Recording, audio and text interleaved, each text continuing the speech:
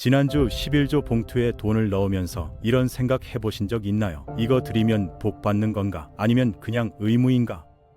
솔직히 말하면 저도 오랫동안 이 질문 앞에서 불편했습니다. 매달 통장에서 10%가 빠져나갈 때마다 마음 한구석이 찝찝했거든요. 그런데 성경을 다시 읽으면서 깨달았습니다. 11조에 대해 우리가 알던 모든 게 틀렸을 수도 있다는 걸요. 오늘 그 이야기를 나눠보려 합니다. 11조가 뭔지는 다들 아시죠? 소득의 10%를 하나님께 드리는 겁니다. 월급 200만 원 받으면 20만 원, 300만 원 받으면 30만 원을 교회 헌금함에 넣는 거예요. 저도 그렇게 배웠고 여러분도 그렇게 알고 계실 겁니다. 그런데 성경을 찬찬히 읽어보면 좀 이상한 지점들이 보이기 시작합니다. 창세기를 보면 11조가 처음 등장하는 장면이 나옵니다.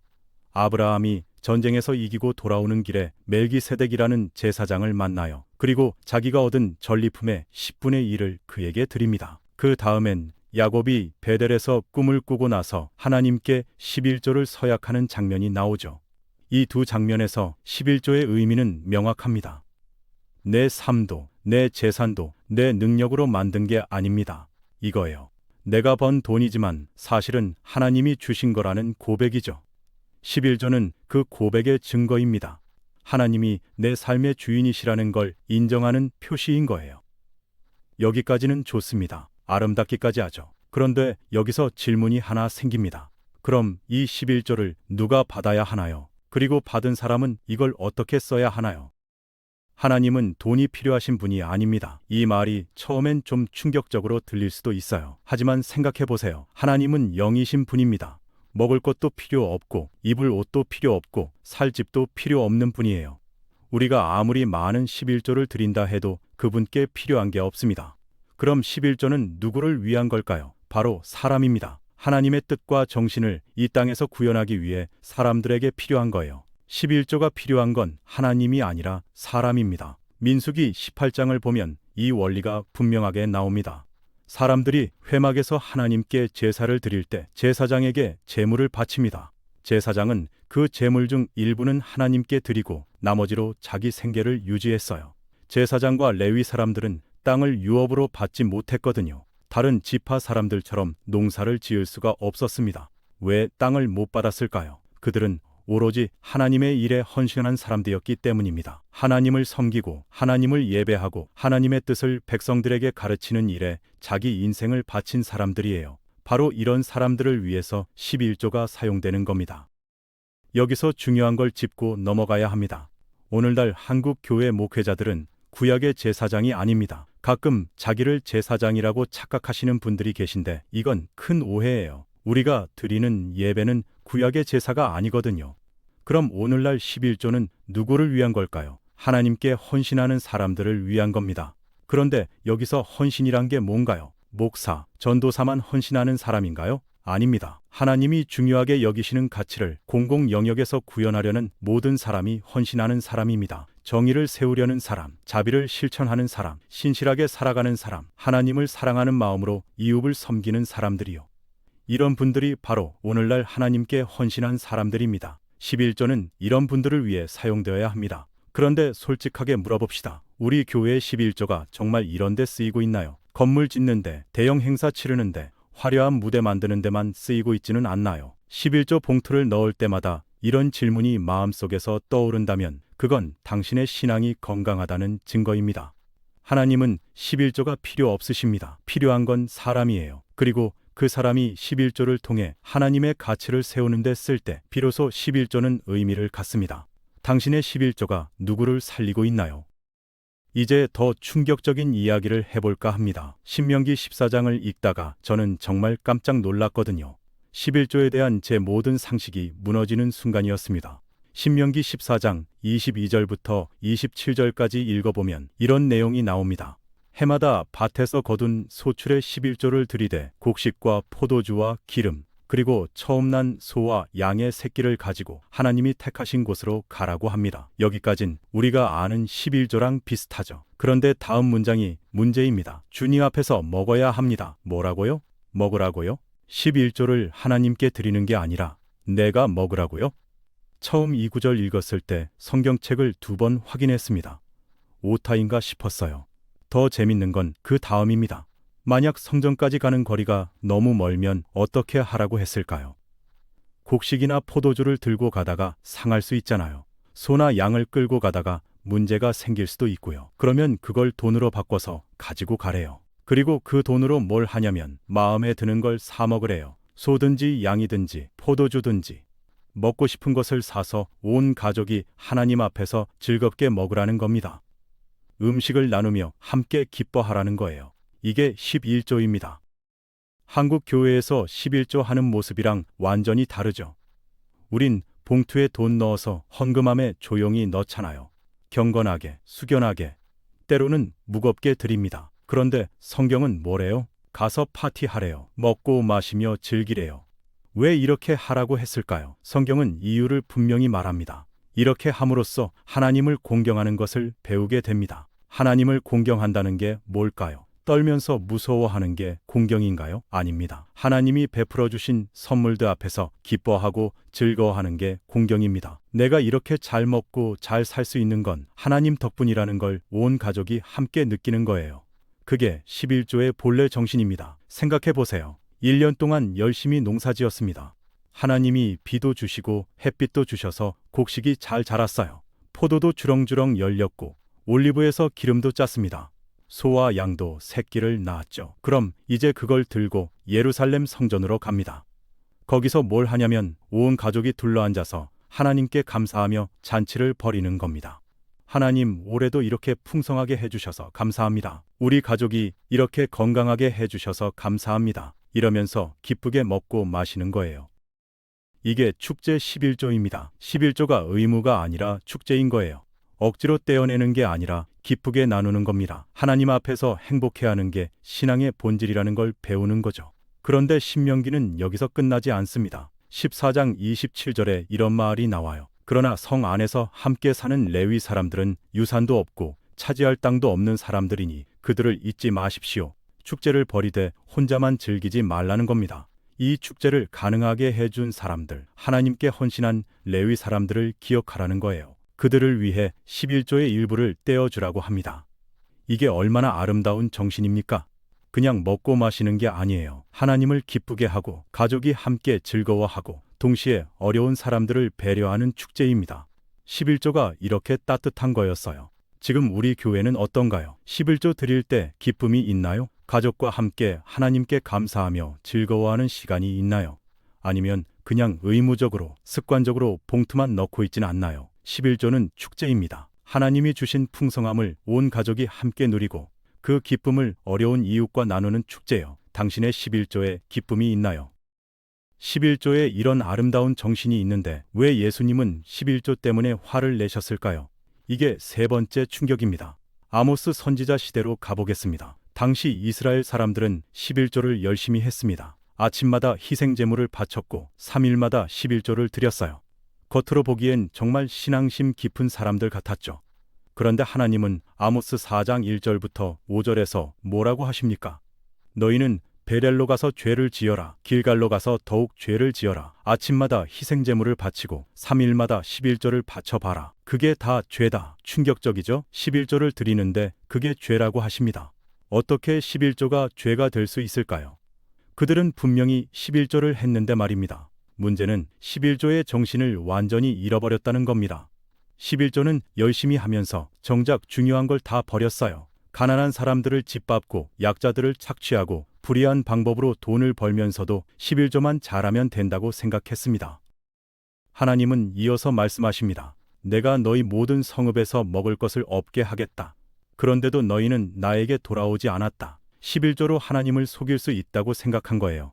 11조만 드리면 내 잘못은 다 용서받을 거라고 착각한 겁니다. 말라기 시대도 마찬가지였습니다. 사람들은 11조를 안 드렸어요. 그래서 하나님께서 11조를 드리라고 책망하십니다. 하지만 여기서 중요한 건 단순히 11조를 안 드려서가 아니라 하나님과의 관계 자체가 무너졌다는 겁니다. 그리고 예수님 시대가 됩니다. 마태복음 23장 23절에서 예수님은 율법학자들과 바리새파 사람들을 향해 말씀하십니다. 너희에게 화가 있다. 너희는 박하와 회향과 근처의 11조는 드리면서 잠깐, 박하요, 회향이요? 이건 11조 대상도 아닙니다.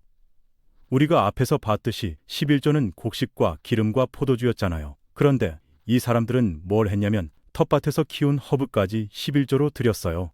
왜요? 자기가 얼마나 철저한 신앙인인지 보여주고 싶었던 겁니다. 저는 이렇게까지 11조를 철저히 합니다 하고 자랑하고 싶었던 거죠. 11조가 자기 의의를 세우는 도구가 된 겁니다. 그런데 예수님은 뭐라고 하십니까?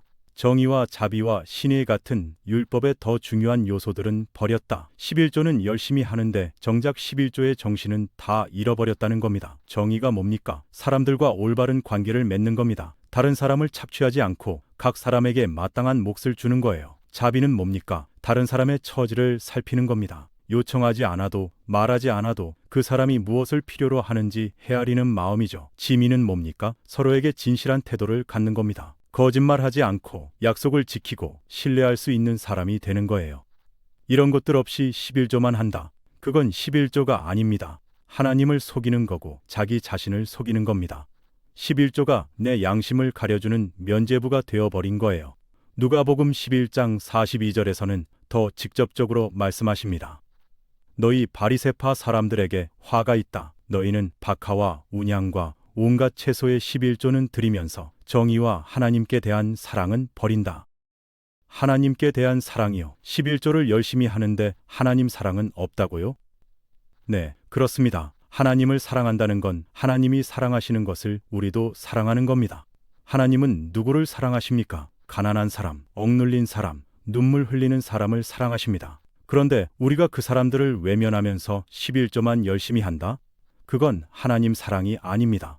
솔직하게 돌아봅시다. 나는 어떤가요? 11조는 빠짐없이 하면서 직장에서 동료를 깎아내리고 있진 않나요? 헌금은 많이 하면서 집에서 가족에게 함부로 대하고 있진 않나요? 교회 봉사는 열심히 하면서 이웃의 아픔엔 무관심하지는 않나요? 11조가 내 잘못을 가려주는 안전장치가 되어버렸다면 그건 예수님이 화내신 그 11조입니다. 11조를 드리면서 정의와 자비와 신의를 버린다면 그건 11조의 이름을 빌린 위선입니다. 당신의 11조는 어떤 11조인가요? 하나님을 기쁘게 하는 11조인가요? 아니면 내 양심을 속이는 11조인가요? 그럼 이제 질문이 남습니다. 진짜 11조는 뭘까요? 11조 하면 복 받는다는 말은 틀린 건가요? 아닙니다. 다만 우리가 생각하는 복이 잘못되었을 뿐입니다. 11조의 진짜 정신을 정리해 보겠습니다. 성경 전체를 보면 11조에는 세 가지 핵심 정신이 있습니다. 이 세 가지를 이해하면 11조가 완전히 다르게 보일 겁니다. 첫 번째는 헌신을 향한 11조입니다. 민수기 18장에 나온 내용이죠. 레위 사람들은 땅을 받지 못했습니다. 다른 사람들처럼 농사를 지어서 먹고 살 수 없었어요. 왜냐하면 그들은 오직 하나님의 일에 자기 인생을 바쳤기 때문입니다. 회막을 관리하고 제사를 돕고 하나님의 말씀을 가르치는 일에 헌신했어요. 그들의 삶 자체가 하나님께 드려진 예배였습니다. 11조는 바로 이런 사람들을 위한 겁니다. 오늘날로 치면 누가 이런 사람들일까요? 목회자만이 아닙니다. 하나님의 가치를 위해 헌신하는 모든 사람이죠. 정의를 세우기 위해 애쓰는 사람, 자비를 실천하며 사는 사람, 신실하게 하나님을 따라가는 사람들입니다. 교회 안팎에서 묵묵히 섬기는 사람들, 아무도 보지 않는 곳에서 선한 일을 하는 사람들, 자기 이익보다 하나님 나라를 먼저 구하는 사람들이요. 11조는 이런 분들이 계속 그 일을 할 수 있도록 돕는 겁니다.